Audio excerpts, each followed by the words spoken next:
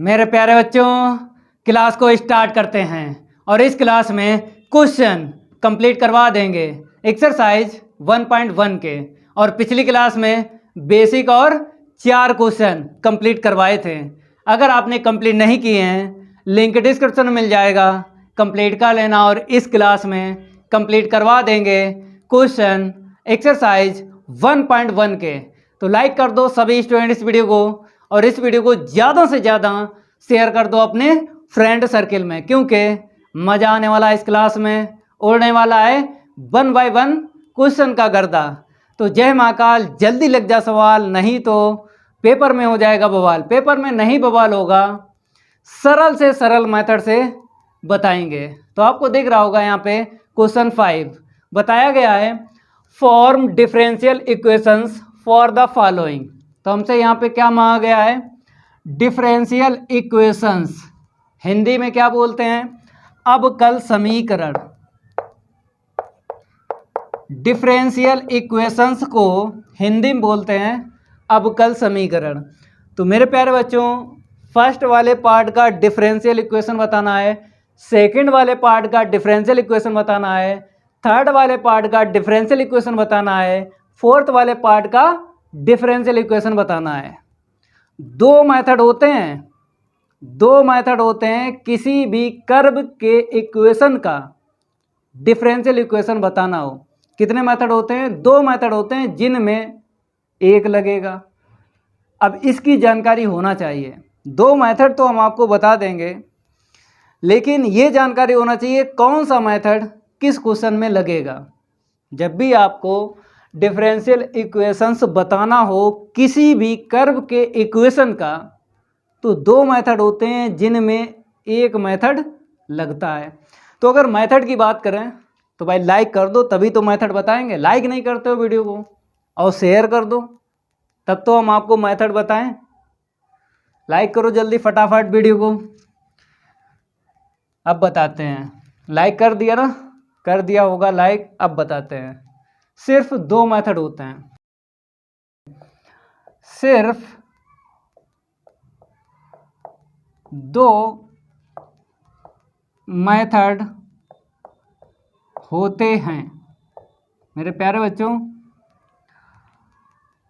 किसी भी कर्व के इक्वेशन का डिफरेंशियल इक्वेशन बताना हो तो कितने मेथड होते हैं? 2 होते हैं, जिनमें कोई एक लगेगा।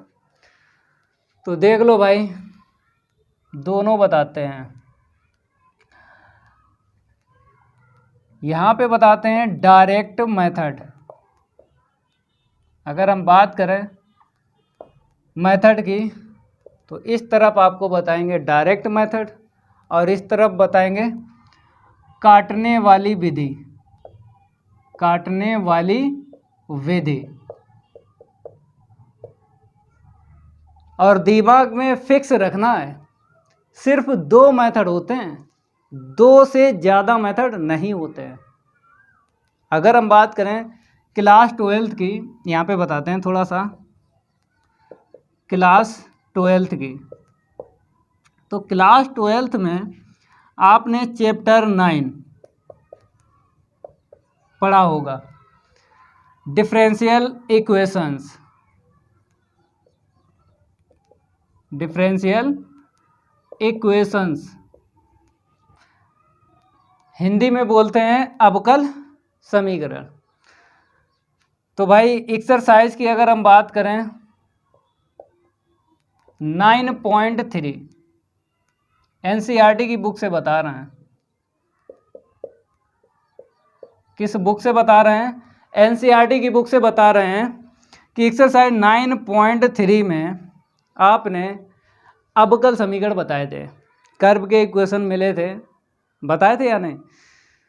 तो अगर हमसे पढ़ा है क्लास 12 में, अगर हमसे पढ़ा है तो विधि के बारे में आपको पहले से आता है। अगर नहीं हमसे पढ़ा है क्लास 12, तो मेरे प्यारे बच्चों, प्ले लिस्ट में ये एक्सरसाइज आपको मिल जाएगी।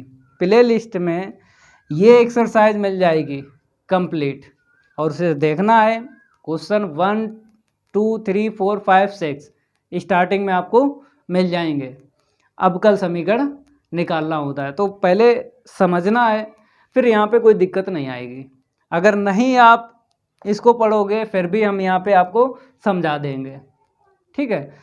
तो सिर्फ दो मेथड होते हैं, पहला मेथड होता है डायरेक्ट मेथड, दूसरा होता है काटने वाली विधि, ठीक है। अब दो मेथड में कौन सा मेथड किस क्वेश्चन में लगेगा ये जानकारी हम आपको बता देते हैं।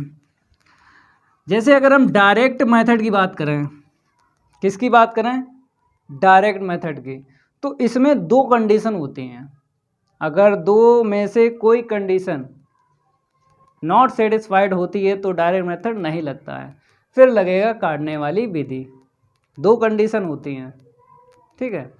तो एक कंडीशन अगर सेटिस्फाई हो जाती है तो फिर भी डायरेक्ट मेथड लगता है, दोनों कंडीशन अगर सेटिस्फाइड हो जाती हैं फिर भी डायरेक्ट मेथड लगता है। तो पहली जो कंडीशन है मेरे प्यारे बच्चों, यहाँ पर हम लिखते हैं वेरिएबल का कोफिशिएंट, वेरिएबल का कोफिशिएंट सेम हो, वेरिएबल का कोफिशिएंट सेम हो तब डायरेक्ट मेथड लगाते हैं। सेकंड जो है टर्म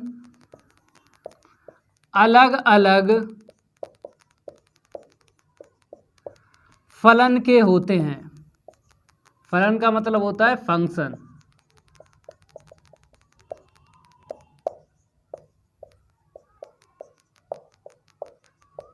तो ये दो कंडीशन हैं। दो कंडीशन में अगर एक कंडीशन सेटिस्फाइड हो जाती है तो डायरेक्ट मेथड लगेगा, अगर दोनों कंडीशन सेटिस्फाइड हो जाती हैं फिर भी डायरेक्ट मेथड लगेगा। काटने वाली विधि कब लगाते हैं, जब डायरेक्ट मेथड ना लगे,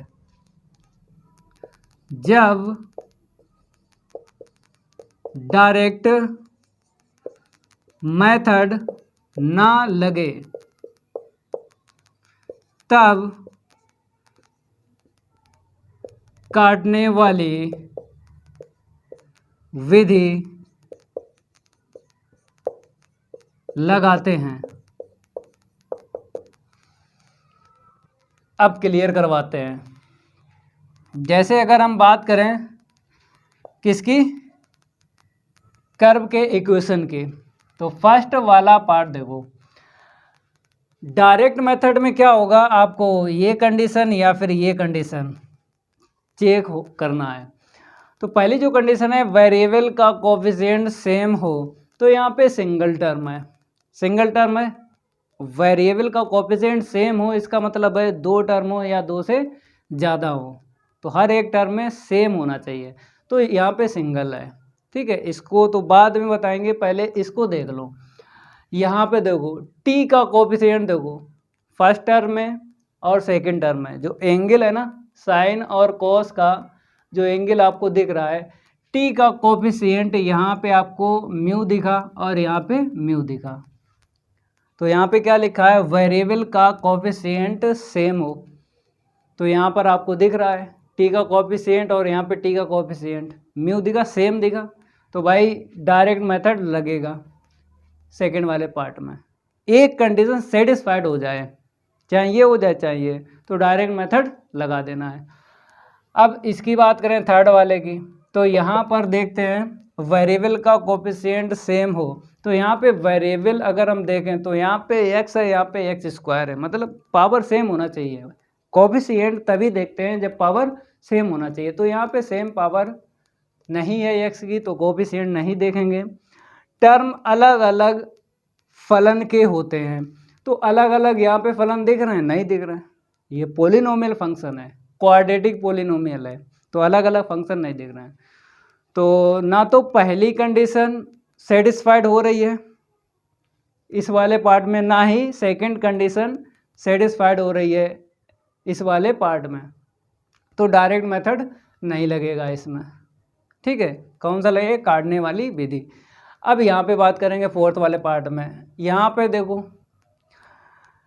पहली देख लो, वेरिएबल का कोफिशिएंट सेम हो, तो first term second term third term, तो वेरिएबल यहाँ पे तो नहीं है, यहाँ पे दिख रहा है एंगल में, एक्स का कोफिशिएंट n है और यहाँ पे एक्स स्क्वायर का कोफिशिएंट a है।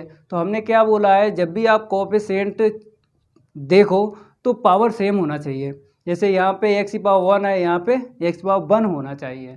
तो यहाँ पे एक्स की पावर 2 है, यहाँ पे एक्स की पावर 1 है। तो हम वेरिएबल का कोफिशिएंट नहीं चेक करेंगे, समझ गए। तो पहली कंडीशन यहाँ पे सेटिस्फाइड नहीं हो रही है। दूसरी कंडीशन, टर्म अलग अलग फलन के होते हैं। तो देखो ये फर्स्ट टर्म पोलिनोमियल फंक्शन है और ये सेकंड टर्म जो है ट्रिग्नोमेट्री फंक्शन है और ये कांस्टेंट टर्म है। तो अलग अलग टर्म है और हर एक टर्म में अलग अलग फंक्शन है। पोलिनोमियल फंक्शन, ट्रिग्नोमेट्री फंक्शन, ये कांस्टेंट फंक्शन होता है, ठीक है, ये सी। तो अलग अलग यहाँ पे लिखा भी है, अलग अलग फलन होते हैं। तो अलग अलग फलन आपको दिख रहे हैं। तो फोर्थ वाले पार्ट में ये डायरेक्ट मेथड लगेगा, समझ गए। और जब डायरेक्ट मेथड ना लगे किसी भी कर्व के इक्वेशन में तो भाई काटने वाली विधि लगेगी। जैसे क्वेश्चन 6 की अगर हम बात करें तो यहाँ पे देख लो फर्स्ट वाले पार्ट में एक्स का कोफिशिएंट यहाँ पे 3 मिला और यहाँ पे मिला 5। तो क्या है, अलग अलग दिख रहा है, कोफिशिएंट अलग अलग दिख रहा है। तो ये कंडीशन सेटिस्फाइड नहीं हो रही है, क्योंकि यहाँ पे एक्स पावर 1 है, एक्स पावर 1 है, तब आपको कोफिशिएंट देख लेना है। तो यहाँ पे 3 मिला, यहाँ पे 5 मिला। तो यहाँ पे क्या बोला है, सेम होना चाहिए। तो एक्स का कोफिशिएंट अलग अलग है। तो पहली कंडीशन सेटिस्फाइड नहीं हो रही है। दूसरी कंडीशन, टर्म अलग अलग फलन के होते हैं। तो फर्स्ट टर्म एक्सपोनेंशियल फंक्शन है और सेकंड टर्म भी एक्सपोनेंशियल फंक्शन है। और इसने बोला है सेकंड कंडीशन में अलग अलग फलन होते हैं। तो यहाँ पे अलग अलग फलन नहीं है, अलग अलग फलन नहीं है। तो दोनों कंडीशन इस वाले पार्ट में सेटिस्फाइड नहीं हो रही हैं। दोनों कंडीशन इस वाले पार्ट में सेटिस्फाइड नहीं हो रही हैं। तो ये मेथड इसमें नहीं लगेगा, समझिए। कौन सा फिर मेथड लगेगा, काटने वाली विधि। अब बात करेंगे यहाँ पे सेकंड वाले पार्ट में। तो एक्स का कोफिशिएंट देखना है। पहली कंडीशन क्या है, वेरिएबल का कोफिशिएंट सेम हो। तो चेक करो एक्स का कोफिशिएंट हमको कितना मिला, 2 मिला, ठीक है। यहाँ पे एक्स का कोफिशिएंट 2 मिला। ये माइनस आपको नहीं लेना है, ये माइनस आपको नहीं लेना है, समझ गए। -2 दिख रहा है लेकिन आपको 2 रखना है, चाहे साइन हो चाहे कॉस हो, ठीक है। माइनस आपको नहीं लिखना है। तो यहाँ पे 2, यहाँ पे 2 दिखा। तो यहाँ पर ये वाली कंडीशन सेटिस्फाइड हो रही है, वेरिएबल का कोफिशिएंट सेम है, ठीक है। पहली कंडीशन हो गई सेटिस्फाइड। अब दूसरी चाहे चेक करो या ना करो, एक कंडीशन अगर इसमें सेटिस्फाइड हो जाती है तो डायरेक्ट मेथड लगता है। तो इस वाले में डायरेक्ट मेथड लगेगा, ठीक है। जिसमें हम टिक लगा रहे हैं उसमें डायरेक्ट मेथड लगेगा और जिसमें टिक नहीं लगा रहे हैं उसमें काटने वाली विधि लगेगी। दो ही मेथड होते हैं। 7 वाले में यहाँ पर भी बोला है डिफरेंशियल इक्वेशन हमको निकालना है। y के इक्वल इतना दिया गया है। यहाँ पर अगर देखें कोफिशिएंट यहाँ पे 1 मिला x का, यहाँ पे 3 है, यहाँ पे 2 है। तो मतलब 2 3 1। तो कोफिशिएंट क्या हो गया, अलग हो गया ना। और यहाँ पे क्या बोला है, सेम होना चाहिए। तो पहली कंडीशन यहाँ पे सेटिस्फाइड नहीं हो रही है। अब दूसरी चेक कर लो, टर्म अलग अलग फलन के होते हैं। तो फर्स्ट टर्म जो है एक्सपोनेंशियल फंक्शन है, सेकंड टर्म भी एक्सपोनेंशियल फंक्शन है और थर्ड टर्म भी एक्सपोनेंशियल फंक्शन है। सेम फंक्शन मिले हैं हर एक टर्म में और इसने क्या बोला, अलग अलग फलन होते हैं। तो भाई ये भी कंडीशन इसमें सेटिस्फाइड नहीं हो रही है। तो दोनों कंडीशन इसमें सेटिस्फाइड नहीं हो रही हैं, नहीं हो रही हैं दोनों कंडीशन। तो भाई डायरेक्ट मेथड इसमें नहीं लगेगा। कौन सी विधि लगेगी, काटने वाली विधि, ठीक है। तो टिक नहीं लगाएंगे, टिक उसी में हम लगाएंगे जिसमें डायरेक्ट मेथड लगेगा। क्वेश्चन 8 की अगर हम बात करें तो यहाँ पे लिखा है find A differential equation with the following solution. तो भाई y के इक्वल देखना है। पहली कंडीशन देख लो भाई सेटिस्फाइड हो रही या नहीं। वेरिएबल का कोफिशिएंट सेम होना चाहिए। तो देखो यहाँ पे अगर हम बात करें x का 1 है, यहाँ पे x का 1 है, यहाँ पे x का 1 है, यहाँ पे x का 1 है। तो पहली कंडीशन क्या हो गई, यहाँ पे सेटिस्फाइड हो गई। अब दूसरी कंडीशन चेक कर लो। फर्स्ट सेकंड एक्सपोनेंशियल हैं और ये वाले दो टर्म हैं ट्रिग्नोमेट्रिक। तो देखो ट्रिग्नोमेट्रिक मिला है और एक्सपोनेंशियल मिला है, दो फंक्शन मिल गए और इसने बोला है अलग अलग फलन होते हैं। टर्म में अलग अलग फलन होते हैं। तो फर्स्ट और सेकंड टर्म की बात करें तो एक्सपोनेंशियल फंक्शन है, और थर्ड और फोर्थ टर्म की बात करें तो ट्रिग्नोमेट्री फंक्शन है। तो अलग अलग मिल गए ना, तो दोनों कंडीशन सेटिस्फाइड हो गए। इस वाले में दोनों कंडीशन सेटिस्फाइड हो गई हैं, तो डायरेक्ट मेथड लगेगा इस वाले में, टिक लगा देते हैं। ठीक है, 9 वाला और 10 वाला ये वर्ड प्रॉब्लम का क्वेश्चन है भाई। यहाँ पे कर्व का इक्वेशन हमें निकालना पड़ेगा, उसके बाद देखना पड़ेगा कौन सा मेथड लगेगा। एक बात बताएं, जब भी आपको वर्ड प्रॉब्लम क्वेश्चन मिल जाए तो ये मेथड भूल जाओ। ठीक है, वहाँ पे क्या होता है, एलिमिनेट करना पड़ता है। जैसे कोई भी आर्बिट्रेरी कांस्टेंट है, जैसे यहाँ पे क्या है, A and B are parametric A और बी दो हैं, तो यहाँ पे जब भी डिफरेंशियल इक्वेशन फाइंड करना तो ए और बी को हटाना पड़ता है। तो ऐसे ही यहाँ पे जब वर्ड प्रॉब्लम क्वेश्चन जब सॉल्व करवाएंगे तो वहाँ पे एक कर्व का इक्वेशन बनाना पड़ेगा, फिर वहाँ पे देखना पड़ेगा कि आर्बिट्रेरी कांस्टेंट कितने हैं। जितने आर्बिट्रेरी कांस्टेंट होते हैं उतनी बार आपको डिफ्रेंशिएट करना होता है। बताना आपको 9 और 10 क्वेश्चन में डिफरेंशियल इक्वेशन ही, लेकिन अलग सिस्टम है इसका, क्या है, अलग सिस्टम है, एलिमिनेट करना है। और ये जो ऐसे करके कर्व के इक्वेशन बना के देते हैं, इसका अलग तरीका होता है। इसका क्या होता है, लगाने का अलग तरीका होता है। यहाँ पर भी हमें हटाना पड़ता है आर्बिट्रेरी कांस्टेंट, लेकिन ये मेथड आपको सीख लेना है। ठीक है, अब दो में से ये पता चल गया कि कौन सा मेथड किस क्वेश्चन में लगा। अब आपको बताते हैं कैसे यूज करना है, इन मेथड को कैसे आप यूज करोगे। तो भाई जिसमें टिक मारे हैं, जिसमें टिक मारे हैं, कौन सा मेथड लगेगा, डायरेक्ट मेथड। ठीक है, तो भाई यहाँ पे लिख लो 5 का फर्स्ट सॉल्व लिख लो, गिवन इक्वेशन लिख लो, या फिर the given equation of curve लिख लो। ठीक है, जैसे चाहो वैसे लिखो। तो द गिवन इक्वेशन लिखेंगे, द गिवन इक्वेशन y के equal a cos mu x plus का v। जब हमने आपको मेथड समझाए थे तो ये छूट गया था, पहला वाला छूट गया था। तो इसमें हम आपको बताते हैं कौन सा मेथड लगेगा। देखो, जब सिंगल अगर आपको मिल जाए, टर्म सिंगल मिल जाए, ठीक है, तो वहाँ पर तो अगर एक्स का कोएफिशिएंट देखोगे तो म्यू मिलेगा। ठीक है, सिंगल अगर टर्म मिल जाता है तो भाई डायरेक्ट मेथड ही आपको लगाना है। सिंगल टर्म मिलता है बाई के इक्वल, तो आपको डायरेक्ट मेथड लगाना है। ठीक है, तो यहाँ पे डायरेक्ट मेथड लगाना है, इक्वेशन डाल लो, डायरेक्ट मेथड यहाँ पे लिख देते हैं, डायरेक्ट मेथड।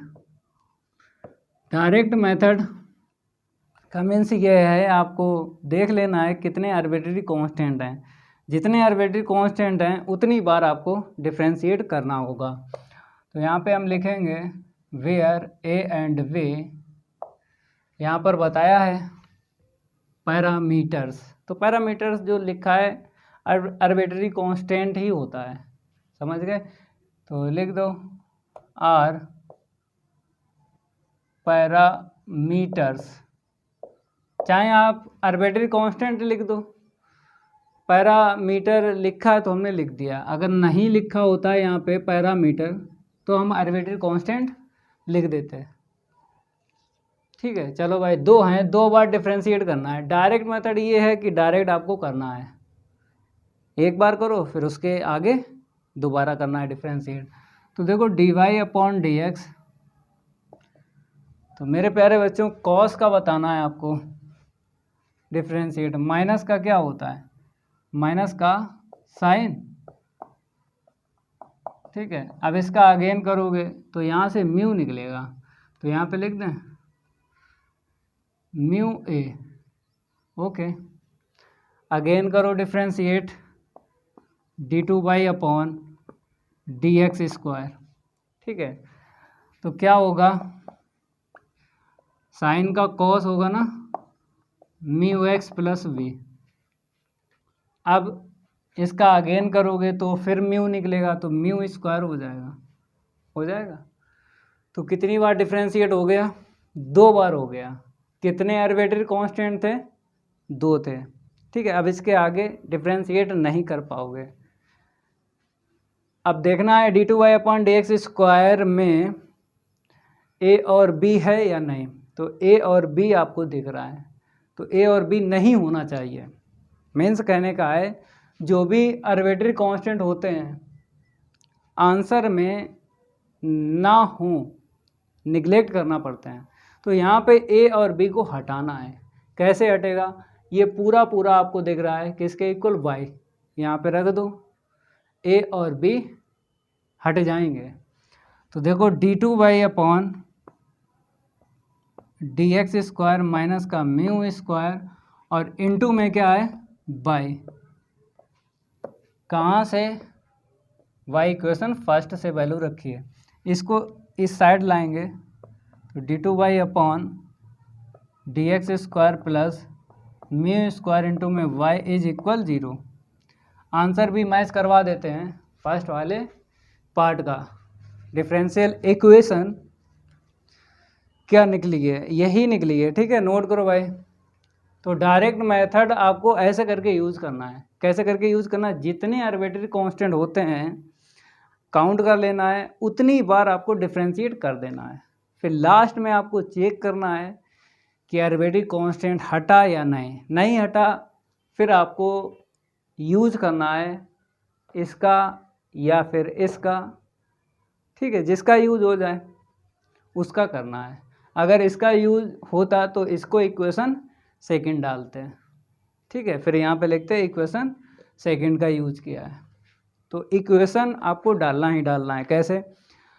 इसे इक्वेशन फर्स्ट डालना है, जो भी कर्व का इक्वेशन हो। फिर जब एक बार डिफ्रेंशिएट करोगे उसे इक्वेशन सेकंड डालना है। फिर लास्ट में इक्वेशन नहीं डालना है, क्योंकि 2 आर्बिट्रेरी कांस्टेंट थे तो मैक्सिमम डिफ्रेंशिएट आपको 2 बार करना था। तो लास्ट वाला इक्वेशन नहीं डालना है, लास्ट वाला इक्वेशन आपको नहीं डालना है। समझ गए? फिर आपको आंसर से ए और बी हटाना है। तो इक्वेशन फर्स्ट का अगर यूज हो तो करेंगे, इक्वेशन सेकंड का यूज है तो करेंगे। इक्वेशन फर्स्ट का यूज हुआ था, ठीक है, इक्वेशन सेकंड का यूज नहीं हुआ था। जिसका हो उसका कर लेना, ऐसे करके लगाना है। अब लिखेंगे हम 5 का सेकंड पार्ट। थोड़ा रैपिड फायर ले लें, नहीं आप कहोगे सर बहुत टाइम लगा रहा हूँ। टाइम नहीं लगा रहे, आपको समझा रहे हैं, समझाने में टाइम लगता है।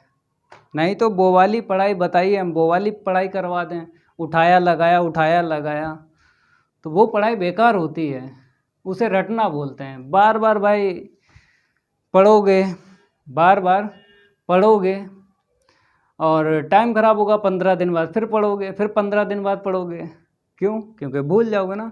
तो बार बार नहीं पढ़ना है, बार बार नहीं पढ़ना है, सिर्फ एक बार पढ़ना है, सिर्फ एक बार। हमसे सिर्फ एक बार पढ़ो बस, बार बार पढ़ने की ज़रूरत नहीं पड़ती है। तो इसीलिए आपको समझा रहे हैं, जो भी टाइम लग रहा है समझा रहे हैं कि एक बार पढ़ो भाई, बार बार पढ़ने की ज़रूरत नहीं है, इसीलिए टाइम लग रहा है। तो यहाँ पे सेकंड वाले पार्ट में कौन सा मेथड लगाना है? डायरेक्ट मेथड लगाना है, टिक लगाए पहले से। तो x के equal a cos mu T plus का v साइन म्यू टी, ठीक है। और यहाँ पर इक्वेशन डाल दो और यहाँ पे लिख दो where a and v are parameters, ठीक है। 2 आर्बिट्रेरी कांस्टेंट मिल गए। कितनी बार आपको डिफ्रेंशिएट करना है? मैक्सिमम 2 बार करो भाई। तो यहाँ पे x के इक्वल नहीं होगा भाई, देख लेते हैं y के इक्वल है कि x के इक्वल है तो x के इक्वल, ठीक है। तो यहाँ पे देखो t दिख रहा है, तो t के विद रिस्पेक्ट टू आपको डिफ्रेंशिएट करना है, तो dx अपॉन dt, ठीक है, माइनस का a कॉस का माइनस का होगा ना साइन, हो गया कॉस का माइनस का साइन। अब म्यू टी का अगेन करोगे तो म्यू निकलेगा, म्यू आगे लिख दिया। यहाँ पे आते हैं यहाँ पे b को ऐसे लिखेंगे और साइन का क्या हो जाएगा कॉस, म्यू टी का अगेन करेंगे तो म्यू निकलेगा, ठीक है। अब फिर आपको करना है डिफ्रेंशिएट, इसे इक्वेशन डाल लो, क्या पता इसकी ज़रूरत पड़ी, अगर इसकी ज़रूरत पड़ेगी तो हम इसका यूज़ करेंगे, अगर इसकी ज़रूरत पड़ेगी तो इक्वेशन फर्स्ट का यूज़ करेंगे। लेकिन आपको 2 बार डिफ्रेंशिएट कर देना है, डायरेक्ट मेथड में यही होता है, लगातार आपको डिफ्रेंशिएट करते रहना है। तो भाई करो, d2x के अपान में dt स्क्वायर इक्वल फिर निकलेगा म्यू, तो म्यू स्क्वायर हो जाएगा, साइन का कॉस होगा, ठीक है। अब आते हैं यहाँ पे, तो म्यू स्क्वायर बी, यहाँ पे बताओ कॉस है माइनस छोड़ेगा, तो माइनस का यहाँ पे हो जाएगा mu square into b sine mu t, ठीक है। अब म्यू स्क्वायर कॉमन ले लो, माइनस अगर मिल रहा है तब आपको माइनस भी ले लेना है।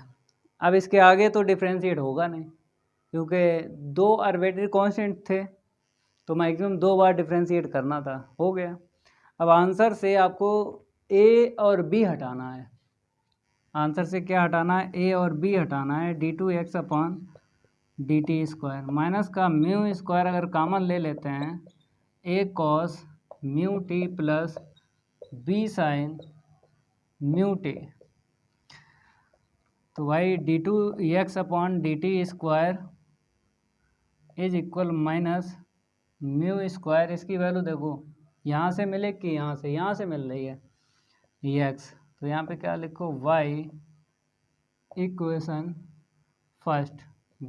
फर्स्ट का यूज हुआ है, ठीक है। तो कैसे लिखोगे इसको, इस साइड लाएंगे, देखो d2x अपान में dt स्क्वायर प्लस का mu square x is equal 0, ये है डिफरेंशियल इक्वेशन, ये है डिफरेंशियल इक्वेशन। देख लो भाई, आंसर चेक कर लो, एकदम राइट आंसर निकला है, नोट कर लो भाई, रैपिड फायर नोट करो जल्दी। अब बात करेंगे थर्ड वाले, इसको हटाते हैं। थर्ड वाले में बताओ कौन सा मेथड लगेगा, मेथड की पहचान हमने स्टार्टिंग में ही आपको बता दी है, जब क्लास हमने स्टार्ट की है तभी हमने आपको मेथड के बारे में बताया। तो भाई मेथड यहाँ पे लगेगा काटने वाली विधि। अब देखो काटने वाली विधि यहाँ पे लिख देते हैं, यहाँ पे नंबर चेंज कर लो, थर्ड है, और यहाँ पे लिख लो काटने वाली विधि, काटने वाली विधि, ठीक है। पहले लिखो इक्वेशन, लिख लो कर्व का इक्वेशन, y के इक्वल है ax स्क्वायर प्लस का bx, यही है। यहाँ पे इक्वेशन डाल दो फर्स्ट, और यहाँ पे लिख दो where a and v are arbitrary constant.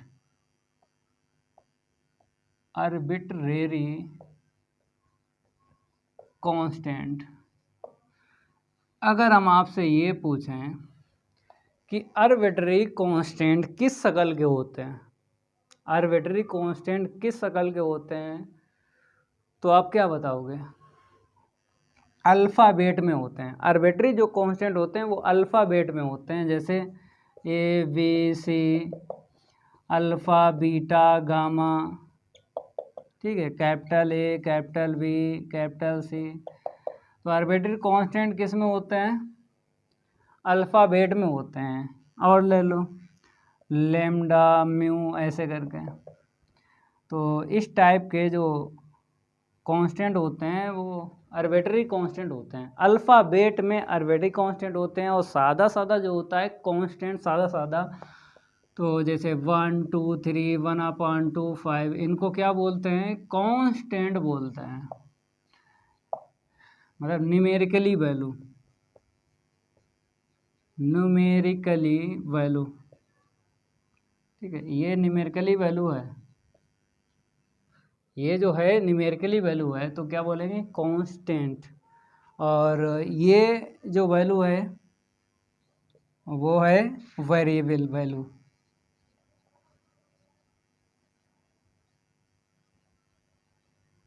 Variable value है, ये जो है वेरिएबल वैल्यू है। ठीक है, उल्टा टिक लगाया है, ये ऐसे करके एरो दे देते हैं। ये जो वैल्यू है वेरिएबल वैल्यू है, वेरिएबल वैल्यू है तो क्या बोलेंगे? Arbitrary constant, arbitrary constant. अगर कोई आपसे ये पूछ दे कि भाई आर्बिट्रेरी कांस्टेंट कौन से होते हैं, तो फिर क्या जवाब दोगे? तो यही नहीं पता है तो भाई आप क्वेश्चन लगा रहे हो। तो आर्बिट्रेरी कांस्टेंट के बारे में पता हो भाई, क्वेश्चन लगाया आंसर निकाला वो बड़ी बात नहीं है, जानकारी सबसे बड़ी चीज़ है। जानकारी होना चाहिए, किसी भी क्वेश्चन को सॉल्व करो तो उसकी जानकारी होना चाहिए कि क्वेश्चन में किसको क्या बोलेंगे, कौन सा मेथड यूज होगा, कैसे टूटेगा क्वेश्चन, ये जानकारी होना चाहिए। क्वेश्चन लगा दिया आपने वो बड़ी बात नहीं है, क्योंकि क्वेश्चन तो छोटे छोटे बच्चे लगा देते हैं, क्वेश्चन तो छोटे छोटे बच्चे लगा देते हैं, उसे रटना बोलते हैं भाई। वो पढ़ाई ना पढ़ो जो बार बार पढ़ना पड़े और रटना पड़े, वो बेकार की पढ़ाई होती है। ऐसी पढ़ाई पढ़ो जो एक बार, चाहे जितना समय लग जाए, चाहे जितना समय लग जाए, एक बार उसे पढ़ लो, बस यहाँ पे छप जाता है दिमाग में। जब दिमाग में छप जाता है तो निकलता नहीं है, निकाले से भी नहीं निकलेगा, निकाले से भी नहीं निकलता है, समझ गए? तो ये पढ़ाई पढ़ना है आपको, वो पढ़ाई नहीं पढ़ना है जिसको बार बार पढ़ना पड़े और रटना पड़े, तो वो बेकार की पढ़ाई होती है। बहुत सारे टीचर पढ़ाते हैं उसको, यूट्यूब पे 90% बता रहे हैं जो टीचर पढ़ा रहे हैं, उठाया लगाया ये चल रहा है, तो भी बेकार की पढ़ाई है। क्वेश्चन लगाया आंसर निकाला, वो कोई बड़ी बात नहीं होती है।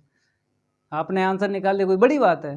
छोटे छोटे बच्चे निकाल देते हैं आंसर। भाई समझना है कैसे टूटेगा क्वेश्चन, ये जानकारी होना चाहिए। अगर आपने समझ लिया ये क्वेश्चन ऐसे टूटेगा इस रूल से, तो उसके सारे से 100-150 क्वेश्चन भी आप कर सकते हो, 100-150 क्वेश्चन कर सकते हो अगर मजबूत है आपका बेसिक। तो ये समझ लिया 1 2 3 या 5 10 7 कांस्टेंट होता है, न्यूमेरिकली वैल्यू बोलते हैं, और ये वेरिएबल वैल्यू ये इनको बोलते हैं, और आर्बिट्रेरी कांस्टेंट बोलते हैं। वेरिएबल वैल्यू जो होती है आर्बिट्रेरी कांस्टेंट बोलते हैं, और हिंदी में बोलते हैं स्वैच अचर। क्या बोलते हैं? स्वैच अचर। ठीक है, क्लास 12th की कहानी है भाई। इसमें कौन सा मेथड लगेगा बताओ, जल्दी बोलो। इसमें लगेगा गुरुजी काटने वाली विधि। चलो भाई लगाओ काटने वाली विधि। देखो डायरेक्ट मेथड आपने समझ लिया। डायरेक्ट मेथड में क्या होता है? डायरेक्ट आपको डिफरेंशिएट करते रहना है। डायरेक्ट मेथड में क्या होता है? डायरेक्ट आपको डिफरेंशिएट करते रहना है, बस लास्ट डिफरेंशिएट में देखना पड़ता है कि आर्बिट्रेरी कांस्टेंट हैं तो उन्हें हटाना पड़ता है। अब आपको समझना है काटने वाली विधि। तो देखो भाई डिफरेंशिएट कर दो, तो 2ax प्लस का b, इसे इक्वेशन सेकंड डाल दो। ठीक है, डिफरेंशिएट किया, इक्वेशन डाल दिए। अब अगेन डिफरेंशिएट नहीं करेंगे, करेंगे अगेन डिफरेंशिएट, लेकिन पहले यहाँ से एक आर्बिट्रेरी कांस्टेंट को कैंसिल कर देना है। काटने वाली विधि का मतलब यही तो होता है कि आपने एक बार डिफरेंशिएट किया, फिर आपको आर्बिट्रेरी कांस्टेंट कैंसिल करना है। जब हो जाए फिर अगेन डिफरेंशिएट करना है, फिर आपको जो बचेगा कांस्टेंट उसको कैंसिल करना होगा। तो हम अभी नहीं डिफ्रेंशिएट करेंगे इसके आगे, अभी हम आर्बिट्रेरी कांस्टेंट कैंसिल करेंगे। एक दो हैं मेरे पास, एक कैंसिल हो जाता है, समझ गए। तो भाई बी से यहाँ पे बी कैंसिल करना कैसे होगा, इसमें एक्स का इंटू करना है, एक्स का इंटू कर दिया और सब्ट्रैक्ट कर दो, ये माइनस ये माइनस ये माइनस, हमने क्या कर दिया सब्ट्रैक्टिंग, सब्ट्रैक्ट, ये काट गया क्योंकि बी एक्स हो गया ना इसलिए। अब हमें लिखना है बाई, ठीक है, और एक्स का इसमें इंटू करो माइनस का x D Y upon D x. Okay भाई, यहाँ पे ए एक्स स्क्वायर है, यहाँ पे क्या है माइनस का 2ax स्क्वायर, क्योंकि एक्स का इंटू हुआ तो 2ax स्क्वायर में ए एक्स स्क्वायर माइनस करोगे माइनस का ए एक्स स्क्वायर आएगा, ठीक है। अब क्या करना है, इसी का अगेन आपको डिफ्रेंशिएट करना है, समझ गए। काटने वाली विधि कैसे यूज़ करोगे, एक बार आपने डिफ्रेंशिएट कर दिया, फिर आपको कांस्टेंट कैंसिल करना है, जो बचेगा उसे इक्वेशन डालना है, ठीक है। अब इसके अगेन आगे डिफ्रेंशिएट करेंगे फिर इक्वेशन 4 डालना है, फिर आपको कैंसिल करना है, मतलब इसमें क्या होता है कैंसिल करना पड़ता है। तो एक हो गया, एक और कैंसिल करेंगे लेकिन डिफ्रेंशिएट करने के बाद करो, बाई का क्या हो जाएगा d Y upon D x, फिर माइनस यहाँ पे प्रोडक्ट लगेगा फर्स्ट एंड सेकेंड, फर्स्ट को ऐसे रखेंगे, सेकेंड का डिफ्रेंशिएट, ठीक है, फिर प्लस सेकेंड को ऐसे रखा, फर्स्ट का डिफ्रेंशिएट, इक्वल में माइनस का ए एक्स स्क्वायर, ये प्लस का है ये माइनस कट गया तो minus x D two Y upon D x square, ठीक है। ये पूरा पूरा चला गया क्योंकि ये माइनस का टर्म था, ये प्लस था, ये बचा और इक्वल में ये बचा, माइनस से माइनस हटा दो, हटाओ ए एक्स स्क्वायर, ठीक है। अब क्या करना है, ये वाला इक्वेशन सॉल्व करना है। हमने बताया काटने वाली विधि में क्या करना होता है, एक बार डिफ्रेंशिएट किया तुरंत एक आर्बिट्रेरी कांस्टेंट हटा दो, फिर आपको डिफ्रेंशिएट करना है, फिर आर्बिट्रेरी कांस्टेंट हटाना है, डिफ्रेंशिएट करोगे आर्बिट्रेरी कांस्टेंट हटाना है, फिर आपको डिफ्रेंशिएट करना है, फिर आर्बिट्रेरी कांस्टेंट हटाना है, फिर डिफ्रेंशिएट करना है, फिर आर्बिट्रेरी कांस्टेंट हटाना है। पहले डिफ्रेंशिएट करना है, फिर आर्बिट्रेरी कांस्टेंट हटाना है।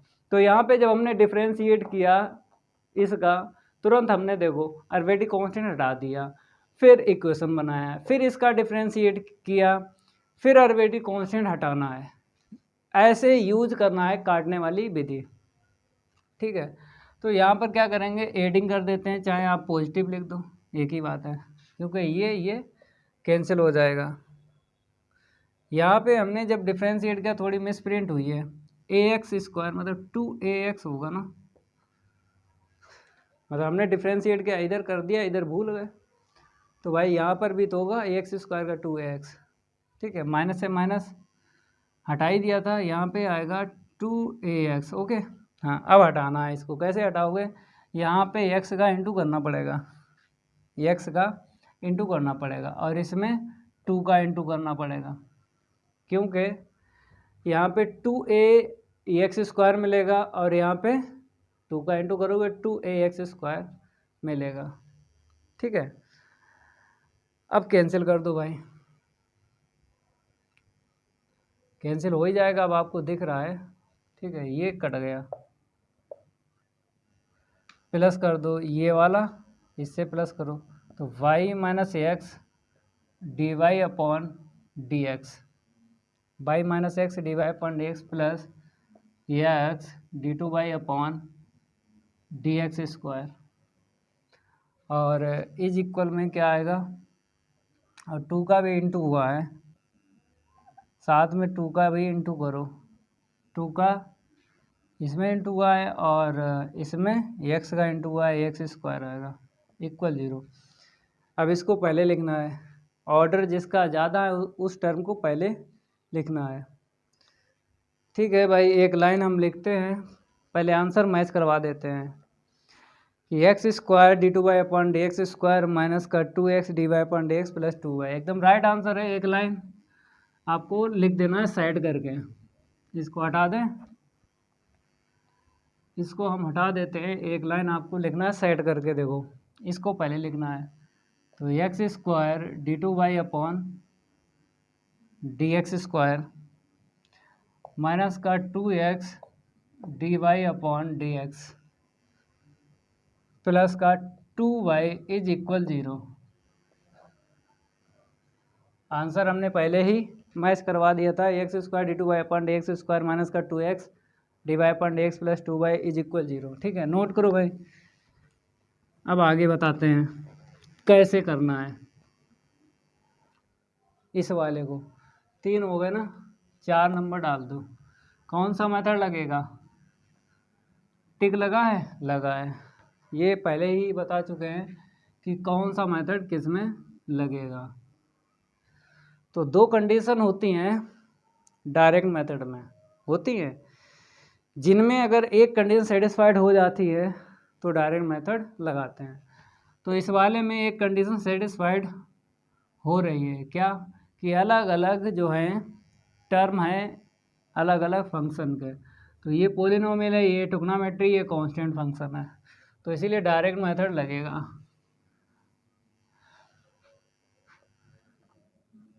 तो यहाँ पे क्या करेंगे, डायरेक्ट मेथड लगाते हैं।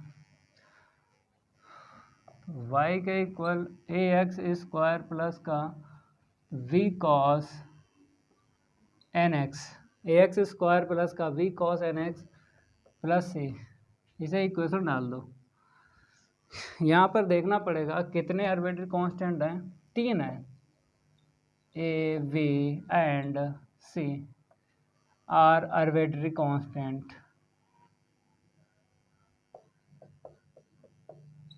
आर्बिट्ररी कांस्टेंट 3 आर्बिट्ररी कांस्टेंट हैं यहाँ पे, तो 3 बार आपको मैक्सिमम 3 बार डिफ्रेंशिएट करना है। चलो भाई एक बार कर लो, D Y upon D X. तो डायरेक्ट मेथड में क्या होता है, डायरेक्ट आपको डिफ्रेंशिएट करते रहना है, फिर लास्ट आंसर शीट आपको चेक करना है। अगर वहाँ पे आर्बिट्ररी कांस्टेंट मिलेगा तो उसको हटाना पड़ेगा। ठीक है, D Y upon D X 2ax minus का N V sine N x, और ये 0 हो जाएगा सी, इसे इक्वेशन डाल दो सेकेंड। ठीक है, अब अगेन करो d two Y upon D x square, यहाँ पे 2a आएगा, यहाँ पे एन स्क्वायर इंटू में बी कॉस एन एक्स, क्योंकि साइन का कॉस हो गया, एन एक्स का अगेन क्या एन निकला ना, एन स्क्वायर हो गया।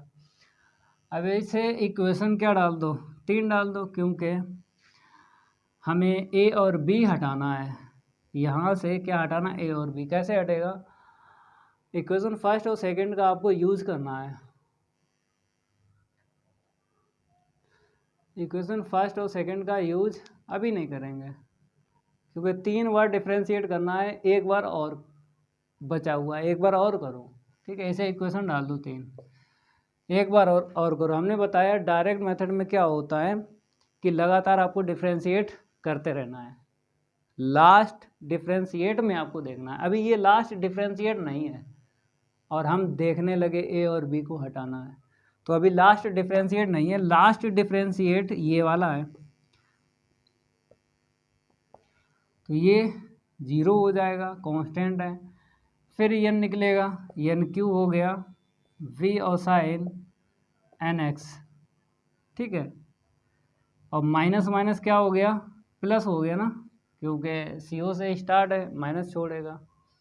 तो भाई इसे इक्वेशन क्या डाल दो, 4 डाल दो। ठीक है, अब यहाँ पे b दिख रहा है, b को हटाना है। देखो डिफरेंशिएट तो मेरे पास ख़त्म हो गए, 3 आर्बिट्ररी कांस्टेंट थे, 3 बार डिफरेंशिएट हो चुका, अब डिफरेंशिएट ख़त्म हो गया। लास्ट डिफरेंशिएट की आंसर शीट में आपको ये देखना है कि आर्बिट्ररी कांस्टेंट है, अगर है तो उसको हटाना है। तो यहाँ पे b है, क्योंकि यहाँ पे ए बी सी था, तो ए बी सी में b ये वाला मैच हुआ, तो b को हटाना है। कैसे हटेगा, ये इक्वेशन हमने 4 डाला ना, इसके ऊपर जो भी दो इक्वेशन है, इक्वेशन 4 है, इसके ऊपर जो भी दो इक्वेशन है उनको सॉल्व करना है, वहाँ से बी की वैल्यू निकालना है। समझ गए? इस इक्वेशन के ऊपर दो इक्वेशन लेना है, ये नहीं 1 और 2 आपने ले लिया, 1 और 2 इक्वेशन नहीं लेना है। ये भी ट्रिक है। जब भी आपको डायरेक्ट मेथड में आर्बिट्रेरी कांस्टेंट हटाना है, ठीक है, दो इक्वेशन लेना है, इस इक्वेशन के जस्ट ऊपर, इस इक्वेशन के जस्ट ऊपर दो इक्वेशन लेना, उनको सॉल्व करना है। ठीक है, चाहे कोई सा क्वेश्चन हो भाई, चाहे कोई सा क्वेश्चन हो, किसी भी राइटर की बुक में कैसा भी क्वेश्चन हो, अगर सॉल्व कर रहे हो डायरेक्ट मेथड से, तो इसके जस्ट ऊपर जो भी इक्वेशन दो रहेंगे उनको सॉल्व करना है, तभी बी की वैल्यू निकलेगी। इस इक्वेशन का यूज कब होता है, इसमें हमने आपको समझाया। देखो इसमें क्या हुआ था कि हमने डायरेक्ट मेथड यूज़ किया था, तो लास्ट में ये बन गया था a cos म्यू टी और plus b sin mu T, पूरा पूरा बन गया था। जब पूरा पूरा बनता है तब इस वाले इक्वेशन का यूज़ होता है, इक्वेशन फर्स्ट का। तो पूरा पूरा तो यहाँ पे नहीं दिखा, देखो ax² plus b cos nx plus c, ये यहाँ पे होता पूरा पूरा, तो हम बाई रख देते हैं। समझ गए इस इक्वेशन का कैसे यूज होता है? जब पूरा पूरा यहाँ पे दिख जाए तब होता है इक्वेशन फर्स्ट का यूज, वरना नहीं होता है। तो इक्वेशन सेकंड और थर्ड को सॉल्व करना है, तो यहाँ पे लिखेंगे from equation second and third, तो dy अपॉन dx के इक्वल 2ax माइनस का nv sine nx d2y upon dx square, ये वाला 2a माइनस का n square into b cos n है। इसे इक्वेशन सेकंड और इसे थर्ड। तो हमें किसकी वैल्यू निकालना है? बी की निकालना है। तो ये कैंसिल करना है ए को, तो इसमें x का इंटू करना है, क्योंकि 2ax और 2ax हो गया। यहाँ पे क्या करना है? सब्ट्रैक्ट, घटाने पर, जब घटाओगे तब ये कैंसिल हो जाएगा। ठीक है, चलो भाई आगे बढ़ते हैं, इसको रफ करते हैं। इक्वेशन जो ये वाला है इसी में वैल्यू रखना है, बी की वैल्यू निकलेगी ना, इक्वेशन 4 में रखना है। तो देखो भाई साहब, पहले ये लिख दो dy अपॉन डी एक्स लिख दो, हमने लिख दिया dy अपॉन डी एक्स। ठीक है, अब x का इसमें इंटू करेंगे तो माइनस का x d2y upon D x square, dy upon D x minus X d2y upon D x square. अब ये प्लस का अगर लिखना चाहते हो पहले प्लस का टर्म लिख लो, तो n square b x, n square b x cos N x, और ये वाला बाद में लिख दो माइनस का है, तो माइनस का N V sine N x,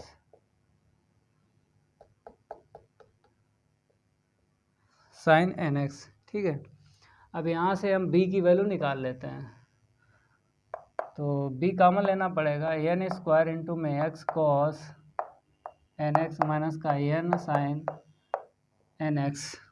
ठीक है, एन साइन एन एक्स हमने b कॉमन ले लिया।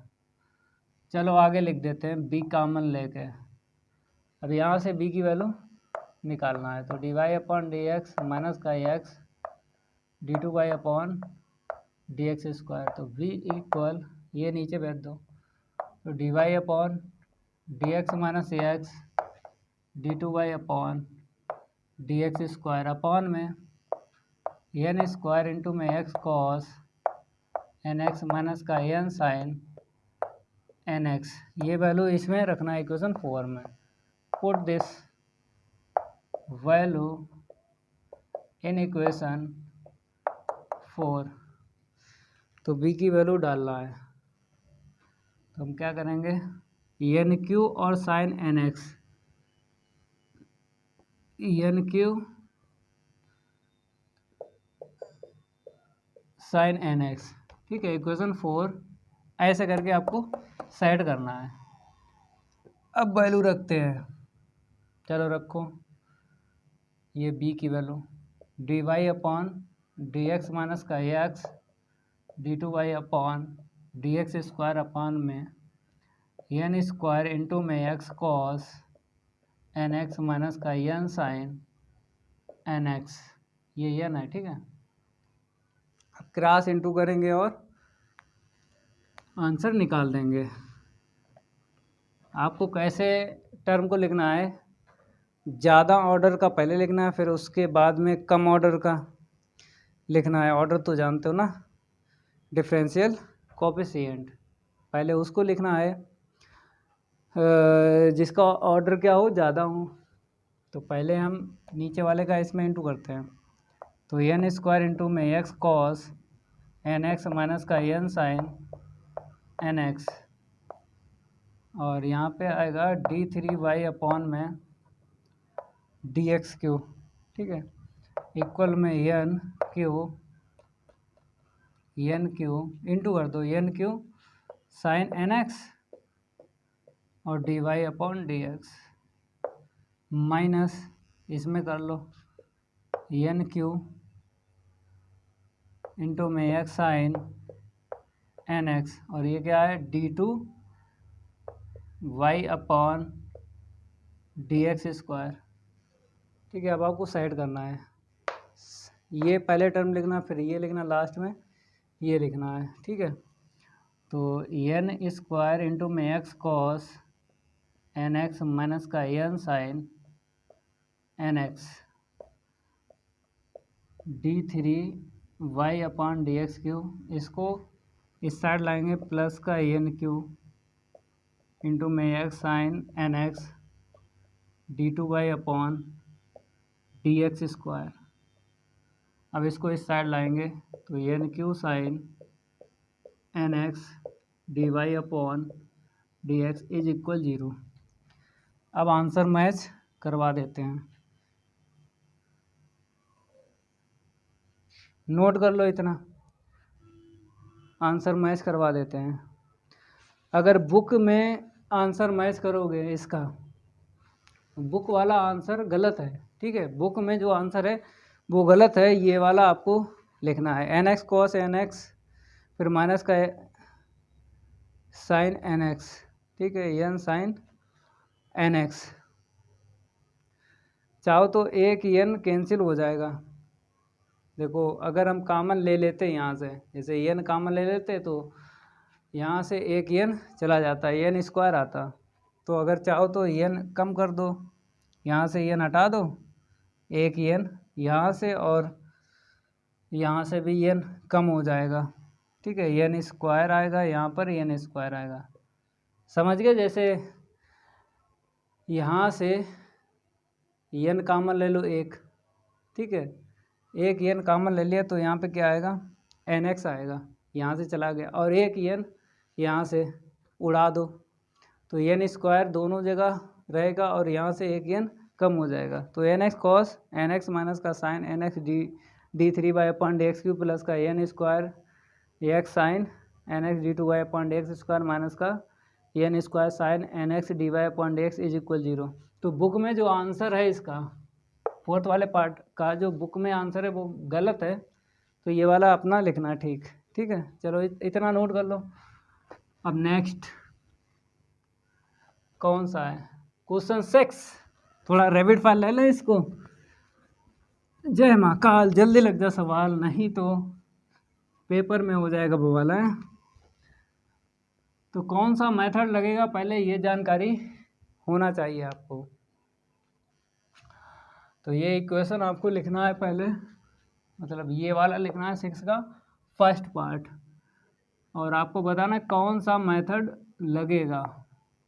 तो डायरेक्ट मेथड में क्या होता है, दो कंडीशन होती हैं, अगर दो में से दोनों सेटिस्फाइड हो जाएं या फिर एक, तो डायरेक्ट मेथड लगाते हैं। तो यहाँ पे कोएफिशिएंट अलग अलग है अलग अलग कोएफिशिएंट, तो डायरेक्ट मेथड नहीं लगेगा। तो कौन सा लगेगा, काटने वाली विधि, काटने वाली विधि।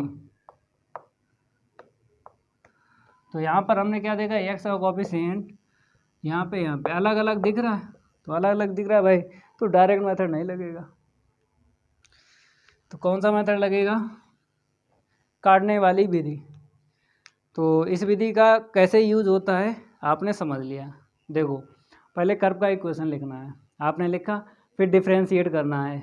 एक बार डिफ्रेंशिएट किया, तुरंत एक आर्बिट्रेरी कांस्टेंट हटा दो, ठीक है, और जो सिंप्लीफाई करके आए उसे इक्वेशन डाल दो। फिर उसी का एक बार और डिफ्रेंशिएट करना है, फिर आपको हटाना है आर्बिट्रेरी कांस्टेंट। कहने मतलब है, एक बार डिफ्रेंशिएट किया, आर्बिट्रेरी कांस्टेंट हटा दिया, फिर आपने डिफ्रेंशिएट किया, फिर आर्बिट्रेरी कांस्टेंट हटा दिया। ये तरीका आपको यूज करते रहना है काटने वाली विधि में।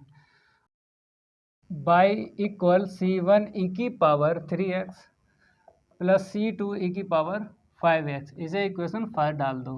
अब आपको क्या करना है? डिफ्रेंशिएट करना है, करो। तो dy अपॉन dx, तो 3C1 e की power 3x plus 5C2 e की पावर 5x, इसे इक्वेशन सेकेंड डालना है, ठीक है। अब आर्बिट्रेरी कांस्टेंट हटाना है, क्योंकि काटने वाली विधि में यही तो है, एक बार डिफ्रेंशिएट करो, तुरंत आर्बिट्रेरी कांस्टेंट हटा दो, फिर डिफ्रेंशिएट करो, फिर हटा दो, यही तो रूल होता है, ठीक है। तो यहाँ पर 5 का इंटू कर दो, क्योंकि अगर ये वाला कैंसिल करना चाहते हो तो 3 का इंटू करना पड़ेगा इस इक्वेशन में। अगर ये C2 वाला हटाना चाहते हो तो 5 का इंटू करना पड़ेगा, क्योंकि यहाँ पे 5 है, ठीक है। यहाँ पे 5 आ ही जाएगा, ये कैंसिल होगा, लेकिन माइनस करने पर ये माइनस ये माइनस ये माइनस ये कट गया, तो 5/5 का इंटू हुआ है, माइनस का dy upon dx is equal 5 का इंटू हुआ, 5 में 3 को माइनस करो, तो 2C1 e की पावर 3x। इतना क्लियर हुआ। अब इसे इक्वेशन 3 डालना है, फिर आपको डिफ्रेंशिएट करना है, फिर आपको आर्बिट्रेरी कांस्टेंट हटाना है। चलो करो। d2 upon dx square 6C1 e की पावर 3x, हटाओ भाई। अब बताओ कैसे हटेगा? यहाँ पे 6 लाना, क्योंकि यहाँ पे 6 है, 3 का इंटू करना पड़ेगा, ठीक है। और यहाँ पे क्या करना पड़ेगा? सब्ट्रैक्ट, तो सब्ट्रैक्ट करना पड़ेगा, क्योंकि ये कैंसिल करना है, ये माइनस हो जाएगा, ये प्लस, और ये माइनस हो जाएगा, ये कट गया, हटाओ। 3 का इंटू कर लो, कितना हुआ? 15 भाई, और माइनस का 3 dy अपॉन dx। 3 का इसमें इंटू हुआ है, इसमें तो हुआ ना किसी का, ऐसे लिखो 5 dy अपॉन dx, निगेटिव का 5 dy अपॉन dx, और यहाँ पे plus d2 upon dx square is equal 0। अब इसको पहले लिख लो, d2 अपॉन dx स्क्वायर, इसको पहले ले लो, और यहाँ पे कितना हो जाएगा? 8 dy अपॉन dx, 5 3 8 हो गया, प्लस का 15y इज इक्वल 0। तो आंसर भी मैच करवा देते हैं, देखो आंसर भी मैच करवा देते हैं। यहाँ पे बोला गया है d2 upon dx square minus का 8 into dy upon dx plus 15y is equal 0, एकदम राइट आंसर है। अब ये वाला बताएंगे, तो इसको हटाते हैं। अगले वाले में कौन सा मेथड लगेगा बताइए? डायरेक्ट मेथड लगेगा, क्योंकि x का कोफिशिएंट वहाँ पे सेम है, क्योंकि 2 कंडीशन होती हैं डायरेक्ट मेथड में। कितनी कंडीशन होती हैं? 2 कंडीशन होती हैं, 2। तो यहाँ पे लिख देते हैं डायरेक्ट मेथड। अब 2 कंडीशन में या तो दोनों कंडीशन सेटिस्फाइड हो जाएं, या फिर कोई एक हो जाए। तो यहाँ पे एक हो रही है, इसमें x का कोफिशिएंट देखो सेम है, नेगेटिव नहीं लेना है। यहाँ पे x का कोफिशिएंट 2 है, यहाँ पे x का कोफिशिएंट कितना 2 है, सेम है, तो डायरेक्ट मेथड लगेगा, ठीक है। मज़ा आएगा। इसमें क्या होता है डायरेक्ट मेथड में, आपको कुछ देखना नहीं है, जितने आर्बिट्रेरी कांस्टेंट है उतनी बार आपको डिफ्रेंशिएट करना है। लास्ट में देखना पड़ता है कि आर्बिट्रेरी कांस्टेंट है तो उसको हटाना है, लास्ट में देखना होता है। तो सेकंड यहाँ पे पार्ट आपको डालना है, और y के इक्वल C1 e की पावर 2x और प्लस C2 e की पावर माइनस का 2x, ठीक है। इसे इक्वेशन डाल दो, कुछ नहीं सोचना है। C1 C2 2 आर्बिट्रेरी कांस्टेंट हैं, 2 बार आपको डिफ्रेंशिएट करना है। तो एक बार किया तो इतना आ गया, यहाँ पे इतना आ गया। इसे इक्वेशन क्या डालना है, सेकंड। ठीक है, फिर करना है अगेन, क्योंकि C1 C2 दो है ना आर्बिट्ररी कांस्टेंट। तो d2 by upon dx square is equal 4C1 e की power 2x minus minus plus 4C2 e की पावर माइनस का 2x, यहाँ से कॉमन ले लो। तो d2 by upon dx square 4 हमने कॉमन ले लिया, तो C1 e की power 2x plus C2 e की पावर माइनस का 2x। अब देखो इक्वेशन फर्स्ट का यूज हो जाएगा, पूरा पूरा दिख रहा है बाई यहाँ पे रख देना है। चलो रखते हैं, d2 by upon dx square equal में 4y, यहाँ पे y इक्वेशन फर्स्ट का यूज करना है। ठीक है, चलो अब 4y को इस साइड लाएंगे, d2 by upon dx square minus 4y is equal 0। Answer match करवाते हैं, d2 by upon dx square minus 4y is equal 0 एकदम राइट आंसर है। क्वेश्चन 6 हो गया। क्वेश्चन 7 देखो कौन सा मेथड लगेगा क्वेश्चन 7 में, क्योंकि हमें डिफरेंशियल इक्वेशन ही बताना है। इसको हटाते हैं, 2 ही मेथड होते हैं, या तो काटने वाली विधि लगती है या फिर डायरेक्ट मेथड। जब भी आपको किसी भी कर्व के इक्वेशन का डिफरेंशियल इक्वेशन बताना हो, या तो डायरेक्ट मेथड लगता है या काटने वाली विधि। तो यहाँ पे क्वेश्चन 7 यहाँ पे बोला गया है, ये है इक्वेशन और आपको बताना है डिफरेंशियल इक्वेशन। चलो भाई लिखो, y के इक्वल यहाँ पे 7 हम कर देते हैं। ठीक है, लिखो रैपिड फायर, y के इक्वल a e की power 2x plus v e की power minus 3x plus c e की पावर x। यही है, a e की power 2x plus v e की पावर माइनस 3x, v की power minus 3x plus c e की power x। कौन सा मेथड लगेगा? तो यहाँ पे अगर x का कोफिशिएंट देखें, देखो यहाँ पे 2 है, यहाँ पे 3 है और यहाँ पे 1 है, तो अलग अलग दिख रहा है, x का कोफिशिएंट अलग अलग दिखा। तो भाई कौन सा मेथड लगेगा? काटने वाली विधि। डायरेक्ट मेथड तब लगता है जब सेम x का कोफिशिएंट सेम होता, तब डायरेक्ट मेथड लगता है। यहाँ पे लगे काटने वाली विधि, काटने वाली विधि। तो काटने वाली विधि आपको लगाना है। चलो भाई लगाओ काटने वाली विधि। तो भाई कितने हैं यहाँ पे अरबिट्ररी कांस्टेंट? 1 2 3, ABC 3 है। तो आपको क्या करना है, एक बार डिफरेंशिएट करना है, तुरंत एक अरबिट्ररी कांस्टेंट हटाना है, फिर आपको डिफरेंशिएट करना है, फिर अरबिट्ररी कांस्टेंट हटाना है, फिर डिफरेंशिएट करना है, फिर अरबिट्ररी कांस्टेंट हटाना है।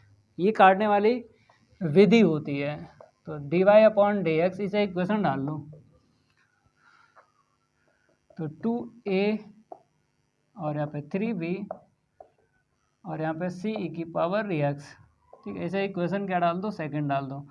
ठीक है, डिफरेंशिएट हुआ डिफरेंशिएट, एक अरबिट्ररी कांस्टेंट हटा दो। तो ये पीछे से लग्गा लगाते हैं, पीछे से। जब भी अरबिट्ररी कांस्टेंट हटाना हो तो पीछे से लग्गा लगाना है, पीछे से। तो सब्ट्रैक्ट कर दो, निगेटिव ये माइनस, ये प्लस, ये माइनस, ये माइनस, ये कट गया। ठीक है, तो y minus dy upon dx, यहाँ पे सेम टू सेम है। तो माइनस a e की पावर 2x आएगा, यहाँ पे 3 प्लस का 1 प्लस का 4 हो गया।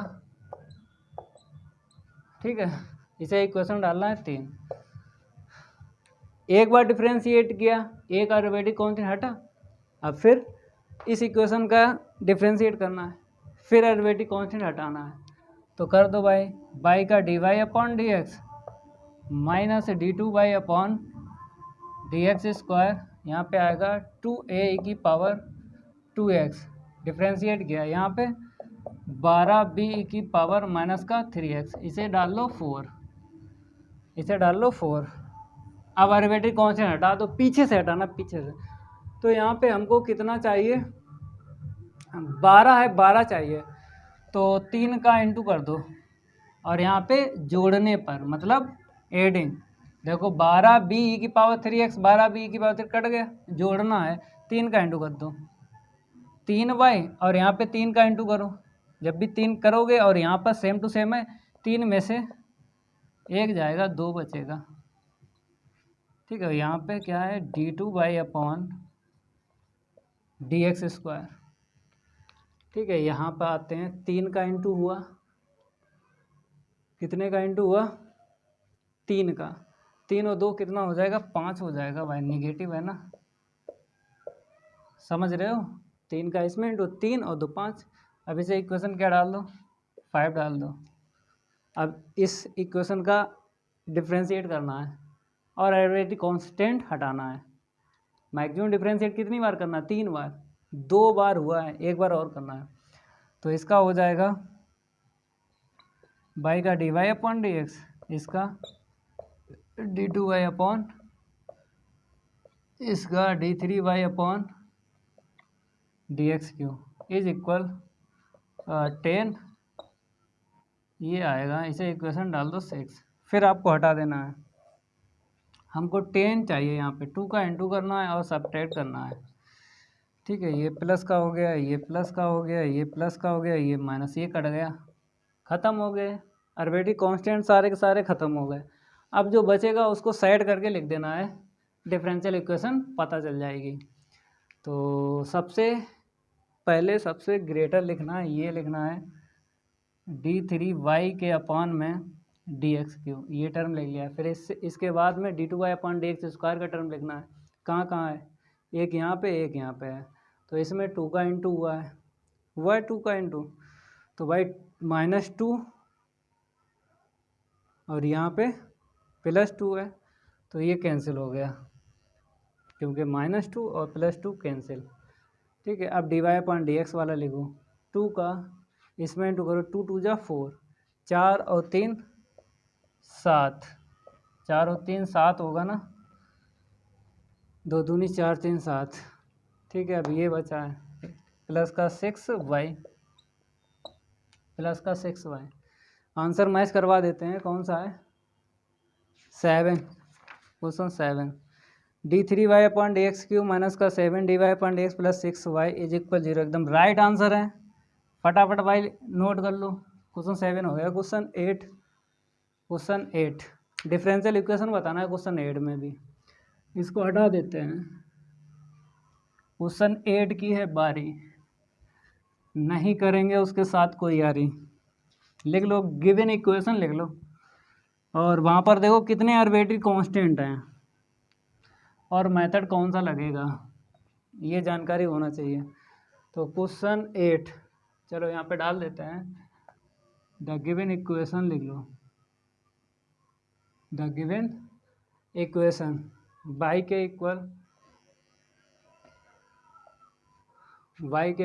a⁻x है और प्लस b⁻−x है और प्लस c cos x है और plus d sin x।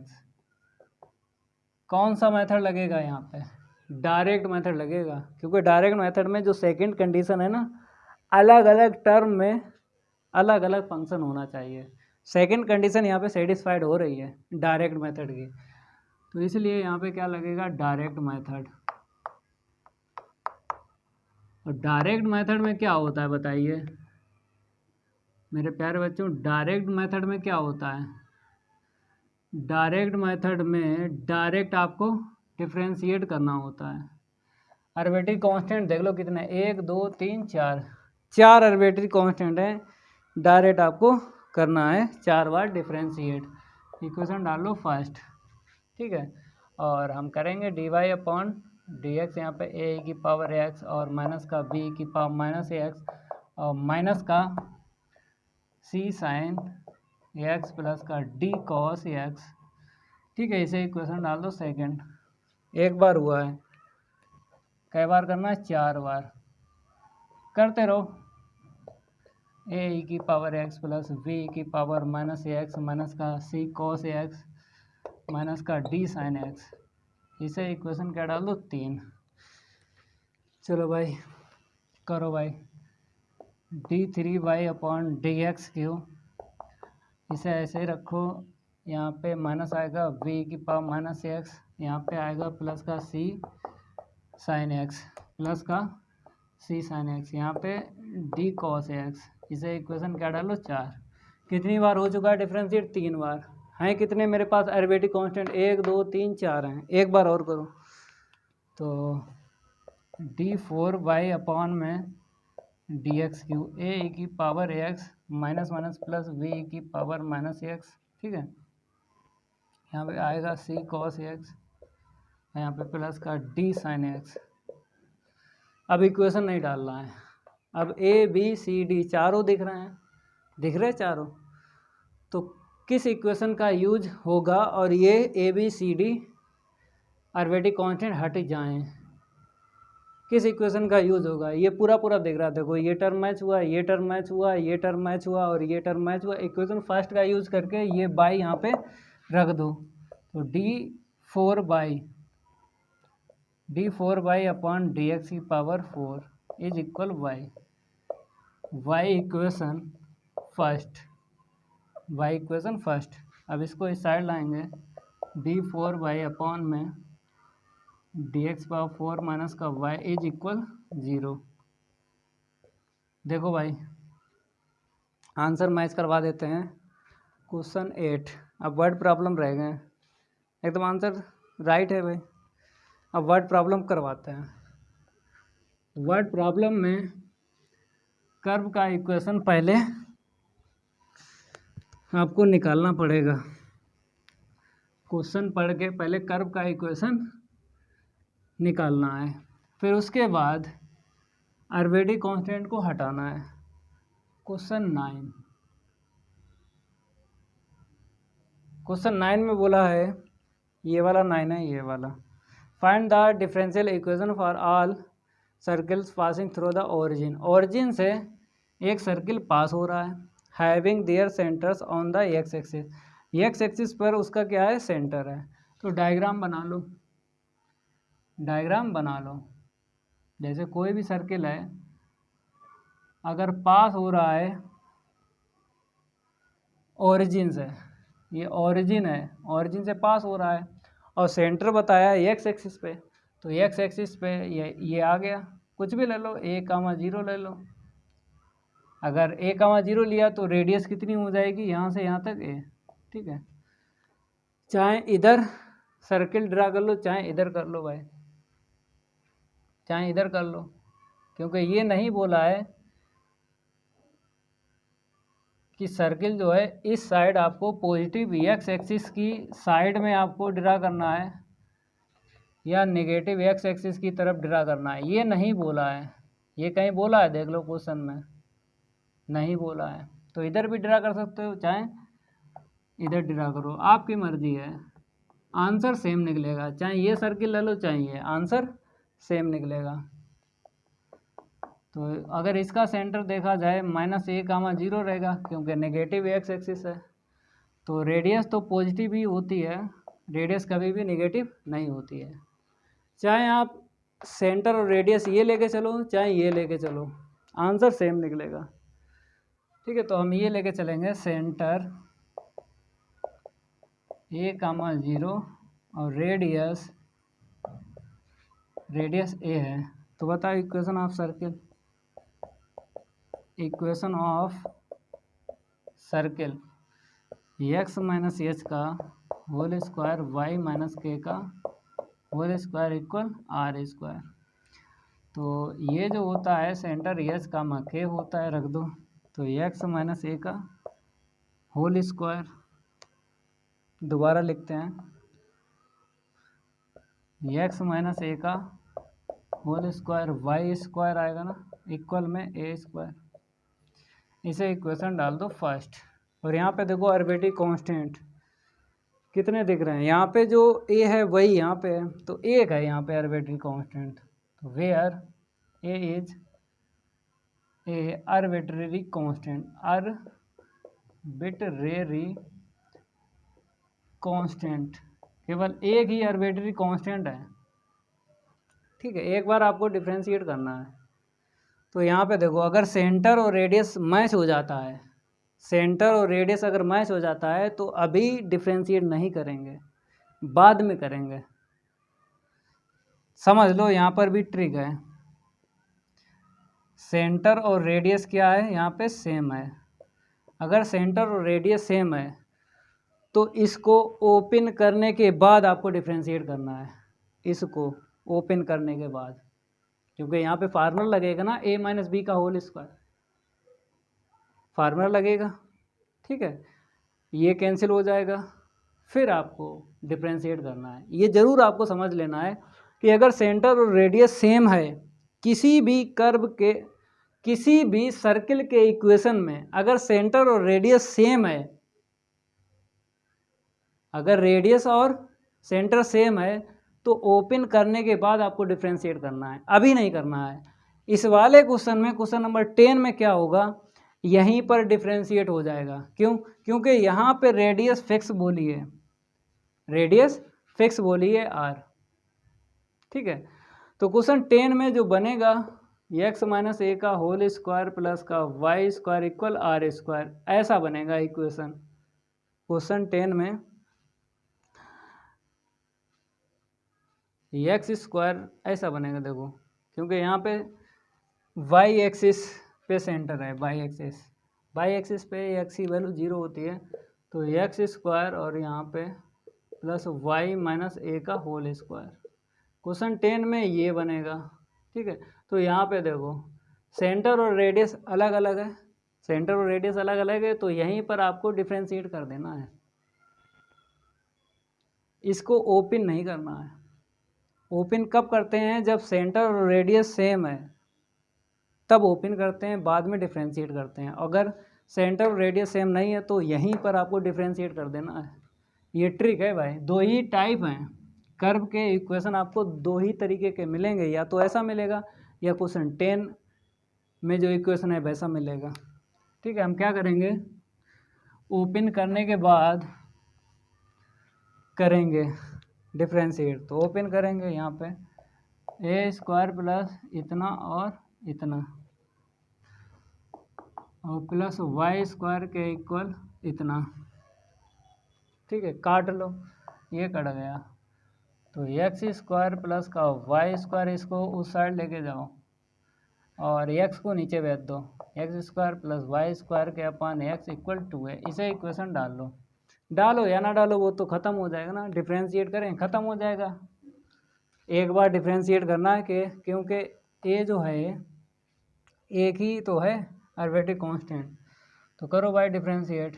Denominator फिर न्यूमरेटर का डिफ्रेंशिएट, डिनोमिनेटर न्यूमरेटर का डिफ्रेंशिएट माइनस न्यूमरेटर फिर डिनोमिनेटर का डिफ्रेंशिएट अपान में डिनोमिनेटर का होल स्क्वायर। ये तो कांस्टेंट है, 0 हो जाएगा, इसका इसमें क्रॉस इनटू कर दो और साइड करके लिख दो, आंसर आ गया,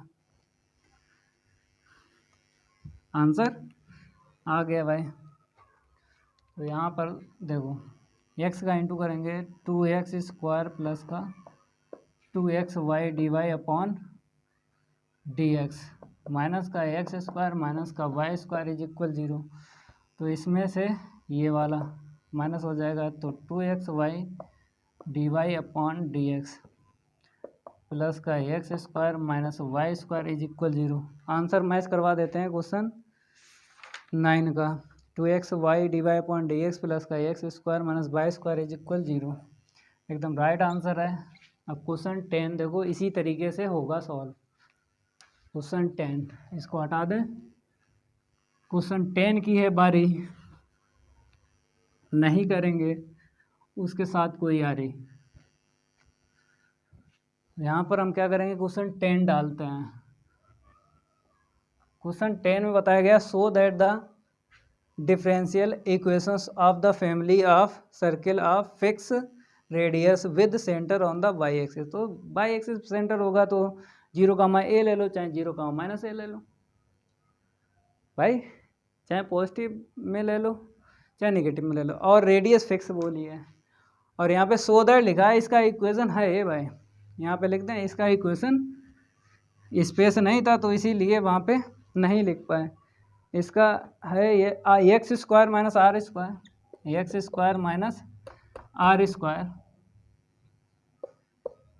X square minus are square d Y upon D x का होल स्क्वायर है, हाँ होल स्क्वायर है, और प्लस का एक्स स्क्वायर इज इक्वल 0।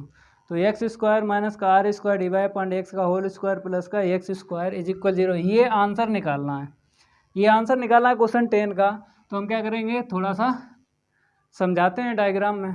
तो यहाँ पे ये बोला है कि मेरे प्यारे बच्चों, जो भी सर्किल ड्रा होगा बाई एक्सिस बोला है, तो भाई चाहे कैसे ड्रा कर लो, बहुत सारे सर्किल ड्रा हो जाएंगे। कोई सा एक पकड़ लो, कोई सा एक सर्किल पकड़ के प्रूव कर दो डिफरेंशियल इक्वेशन। तो देखो भाई, let the centre on the y axis, on the y axis पे आपको पता है, अगर यहाँ पे रखोगे, ओरिजिन के ऊपर रखोगे तो 0, a मिलेगा, ठीक है। और अगर नीचे रखोगे, मतलब ये जो सर्किल है इसका अगर सेंटर रखोगे, ये वाला सर्किल अगर इसका रखोगे तो 0, -a मिलेगा। कोई से ले लो, सेंटर चाहिए ले लो, चाहिए ले लो, आंसर सेम निकलता है, उससे टेंशन फ्री हो जा भाई। रेडियस आर, ये क्या है, फिक्स है, बोलिए। तो जो फिक्स होता है वो आर्बिट्री कांस्टेंट नहीं होता है, जो फिक्स होता है वो आर्बिट्री कांस्टेंट नहीं होता है। तो आर आर्बिट्री कांस्टेंट नहीं है, ठीक है, समझ लेना है। Equation of circle x minus h का whole square y minus k का होल स्क्वायर इक्वल में आर स्क्वायर। तो ये एच और के है, ये एच और के है, चाहे ये वाला एच के ले लो, कोई दिक्कत नहीं है, 0 आएगा ना। तो x square y minus a का whole square equal r square. इसे इक्वेशन डाल दो फर्स्ट। यहाँ पे देखो आर्बिट्री कांस्टेंट केवल एक है, ए है, आर ये फिक्स है, ये आर्बिट्री कांस्टेंट नहीं है। तो ए एक आर्बिट्री कांस्टेंट है, तो यहाँ पे लिख देते हैं where a is arbitrary constant.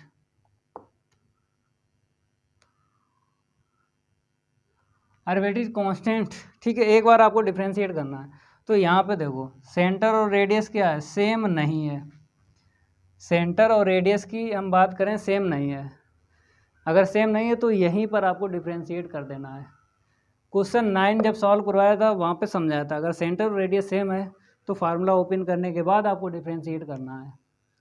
यहाँ पे यहीं पे डिफ्रेंशिएट हो जाएगा, कर दो 2x, यहाँ पे 2y माइनस ए, पावर आगे 1 पावर लेस करो, और पावर में जो है उसका अगेन करो, तो y का dy अपॉन dx होगा, a का क्या हो जाएगा, 0 हो जाएगा, ठीक है, हो जाएगा 0 इक्वल 0 हो जाएगा, क्योंकि r फिक्स तो है लेकिन कांस्टेंट है भाई। अब यहाँ से क्या करेंगे, 2 का डिवाइड लगा दो, 2 का क्या कर दो, डिवाइड लगा दो। अब ये हटाना है, क्योंकि एक बार डिफ्रेंशिएट करना होता है। अगर a आर्बिट्रेरी कांस्टेंट है केवल एक, तो एक बार डिफ्रेंशिएट करना होता है। अब आंसर में ये a जो है नहीं होना चाहिए, दिख रहा है, तो बाई माइनस ए की वैल्यू यहाँ से आपको रखना है, यहाँ से बाई माइनस ए की वैल्यू यहाँ से रखना है। कैसे रखोगे हम आपको बताते हैं, इसको उस साइड लेके जाओ, तो x plus r square minus x square, मतलब इसको उस साइड लेके गए और इसकी पावर हटा दी, तो आ गया root, d Y upon D x is equal क्या हो गया, 0। कहाँ से वैल्यू रखी है, वाई इक्वेशन फर्स्ट से हमने वैल्यू रख ली। अब यहाँ पे कहीं ए दिख रहा है, नहीं दिखा, हट गया, यहीं पे छोड़ दो, नहीं छोड़ेंगे क्योंकि आंसर हमें मैच करना है, ये आंसर लाना है। इसमें एक्स पहले है, आर बाद में है, यहाँ पे आर पहले एक्स बाद में और रूट भी है, तो यहाँ पे रूट नहीं है, तो रूट हटाओगे। कैसे हटेगा रूट? कैसे हटेगा रूट? इसको उस साइड लेके जाएंगे, स्क्वायरिंग बोथ साइड कर देते हैं, स्क्वायरिंग बोथ साइड कर दें, ठीक है। R square minus x square d Y upon D x is equal x minus का, स्क्वायरिंग बोथ साइड कर दो, स्क्वायरिंग बोथ साइड हट गया भाई, स्क्वायरिंग बोथ साइड, तो ये निगेटिव है ना, प्लस का आ जाएगा। अब क्या करें, यहाँ पे माइनस कॉमन ले लो, ये एक्स पहले लिख दो और आर बाद में लिख दो, इज इक्वल एक्स स्क्वायर, इसको उस साइड लिख दो, ठीक है। दो टर्म है, प्लस के बनाना है, चलो भाई प्लस का बनाना है, तो यहीं पे लिख दें कि ऊपर लिख दें, चलो यहीं पे लिख देते हैं। इसको उस साइड लेके गए तो x square minus are square, x square minus are square d Y upon D x का होल स्क्वायर प्लस का एक्स स्क्वायर इज इक्वल 0। अब देखो आंसर मिल रहा है, ये x square minus are square d Y upon D x का whole square plus का एक्स स्क्वायर, आंसर मिल रहा है। करो भैया, नोट करो, इसके एग्जाम्पल देखें कितने हैं, इसके एग्जाम्पल देखें कितने हैं, इसके एग्जाम्पल हैं जने 3 हैं जने 4 हैं, 4 एग्जाम्पल हैं। अगली क्लास में करवा देंगे यार, ये क्लास थोड़ी बड़ी हो गई, समझाने में टाइम लगता है, नहीं क्वेश्चन सॉल्व करने में कोई टाइम नहीं लगता है।